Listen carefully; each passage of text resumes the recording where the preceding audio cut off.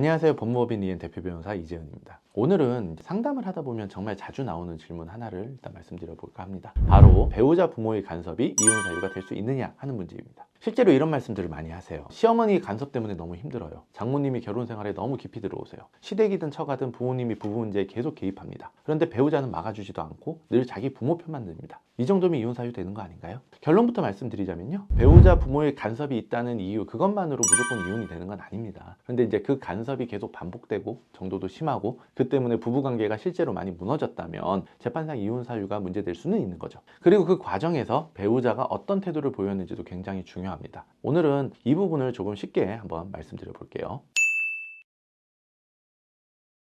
먼저 단순히 불편한 정도와 법적으로 문제되는 정도는 다르다는 점을 아셔야 됩니다. 결혼 생활하다 보면 시댁이나 처가와 어느 정도 부딪히는 일은 있을 수 있는 거거든요. 연락을 자주 한다거나 명절 문제에 말을 얻는다거나 육아 방식에 참견한다거나 생활 방식에 대해서 이래라 저래라 한다거나 이런 일들이 현실에서는 꽤 자주 있죠. 그런데 이런 사정이 있다고 해서 법원이 곧바로 이건 이혼 사유입니다 이렇게 하지는 않는다는 거죠. 왜냐하면 어느 정도의 갈등이나 불편은 가족관계 안에서 생길 수 있다고 보기 때문인데요. 문제가 되는 건 그 정도가 어느 특정 선을 넘는 경우죠. 예를 들어서 계속 모욕적인 말을 한다, 반복적으로 비하한다, 아니면 또 경제 문제나 양육 문제까지 과하게 통제하려고 한다, 부부가 알아서 결정해야 할 문제에 부모가 계속 들어온다, 사생활 침해하기도 하고 분가도 못하게 한다, 심지어 폭언이나 강압 수준까지 간다. 이 정도가 되면 단순히 좀 불편한 관계였다 수준이 아니라 혼인관계 자체를 흔드는 문제로 볼 수 있게 되는 거고요. 그러니까 이제 중요한 건 간섭이 있었느냐 없었느냐가 아니라 그 간섭이 얼마나 심했고 얼마나 반복됐고 또 실제로 혼인 생활에 어떤 영향을 미쳤느냐, 이게 중요한 겁니다. 민법에는 재판상 이혼 사유가 정해져 있습니다. 그 중에는 배우자 또는 직계존속으로부터 심히 부당한 대우를 받은 경우라는 조항이 있는데요. 여기서 직계존속은 쉽게 말해서 배우자의 부모님인데요. 그러니까 시부모님이든 장인 장모님이든 부당한 대우가 아주 심한 경우에는 그 행위 자체가 당연히 이혼 사유로 직접 문제될 수 있다는 뜻입니다. 다만 기준이 좀 높은 편이에요. 그냥 불편했다, 말이 거슬렸다, 자꾸 참견했다, 이 정도는 좀 부족할 거고요. 폭언, 모욕, 강압, 인격적인 침해처럼 혼인 생활을 계속하라고 하는 게 너무 가혹하다고 볼 수 있을 정도여야 법적으로 문제될 가능성이 높아집니다.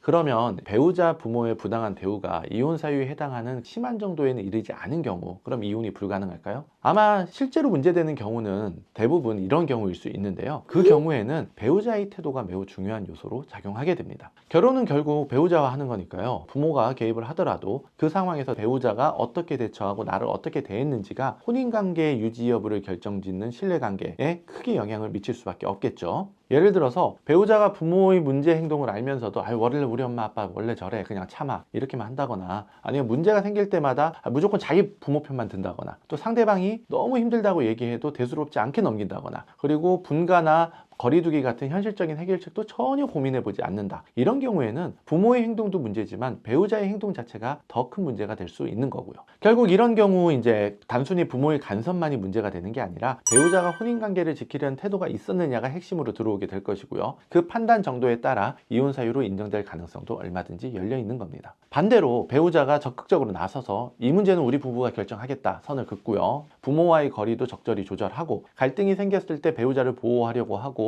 회복하려는 노력을 했다면 비슷한 갈등 상황에 놓여 있는 경우라도 법원이 보는 인상이나 판단 기준이 달라지겠죠. 결국 법원은 이런 걸 보는 겁니다. 배우자가 문제를 줄이려고 했는지, 중재하려고 했는지, 상대방의 고통을 이해하고 보호하려고 했는지, 아니면 그냥 방치했는지, 혹은 부모와 함께 상대방을 몰아붙였는지, 이런 게 정말 중요한 거죠. 아까 말씀드린 바와 같이 배우자의 태도 그 자체가 배우자의 심히 부당한 대우에 해당하게 되면 그건 그거대로 또 별도의 이혼 사유가 될 수도 있는 거고요. 그렇기 때문에 만약 배우자 부모의 부당한 대우의 심한 정도가 선을 넘었는지 좀 애매한 상황이라면 과연 배우자가 적절한 태도를 보였는지 여부가 이혼 인정 여부를 결정짓는데 매우 중요한 요소로 작용하게 되는 겁니다.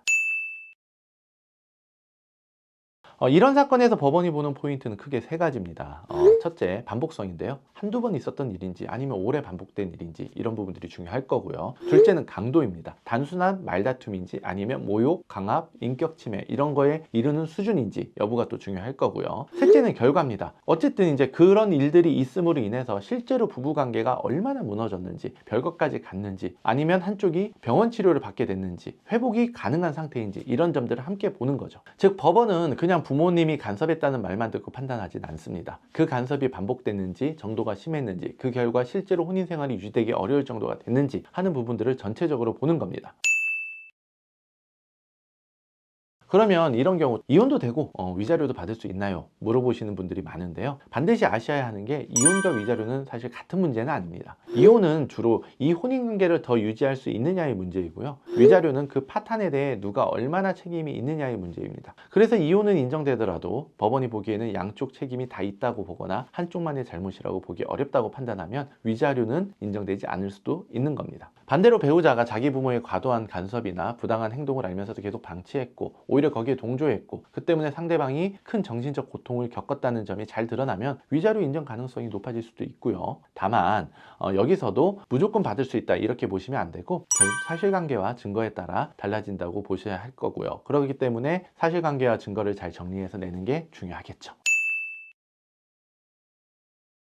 소송은 감정만으로 되는 게 아니라 결국 자료로, 증거로 설명해야 합니다. 그래서 중요한 게 이제 문자, 카카오톡, 녹취, 통화 기록, 부모의 개입이 반복된 정황, 그리고 병원 진료 기록이나 상담 기록, 별거에 이르게 된 과정, 배우자에게 문제 해결을 요청했던 흔적, 이런 것들이 중요한데요. 그리고 여기서 또 중요한 건 이런 자료들이 그냥 기분 나쁜 일이 있었구나 하는 것만 보여줘서는 부족하다는 겁니다. 그 자료들이 반복성을 보여줘야 하고 심한 정도의 강도를 보여줘야 하고 결국 그 일 때문에 혼인관계가 어떻게 무너졌는지를 보여줘야 재판에서도 힘이 생기는 겁니다. 예를 들면 한 번의 불쾌한 메시지보다 비슷한 모욕이나 간섭이 오랫동안 반복된 자료가 훨씬 강하겠죠. 또 그리고 단순한 하소연보다는 그 이후에 병원 진료를 받았고 별거가 시작됐고 배우자에게 여러 번 중재를 요청했는데도 제대로 조치가 없었다. 이런 흐름이 보이면 더욱 설득력이 커지게 될 거고요. 자, 그래서 정리하자면 시댁이든 처가든 배우자의 부모의 간섭이 있다고 해서 무조건 이혼이 되는 건 아닙니다. 하지만 그 간섭이 반복되고 정도가 심하고 그 결과 혼인관계가 회복하기 어려울 정도로 무너졌다면 그 자체로 재판상 이혼 사유가 될 수 있습니다.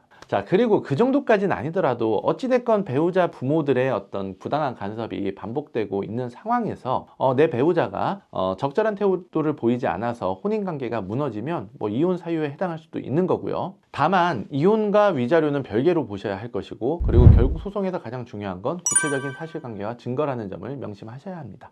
비슷한 문제로 고민하고 계시다면 감정적으로만 버티지 마시고 언제 어떤 일이 있었는지 그리고 누가 어떤 말을 했고 배우자가 어떻게 반응했는지 그 결과 내 생활이 어떻게 무너졌는지를 자료 중심으로 한번 정리해 보시는 게 좋겠죠. 그게 아마 상담을 받으실 때도 매우 중요할 거고요. 실제로 소송을 검토하게 될 때도 가장 중요한 출발점이 될 겁니다. 지금까지 법무법인 리엔 대표 변호사 이재은이었습니다.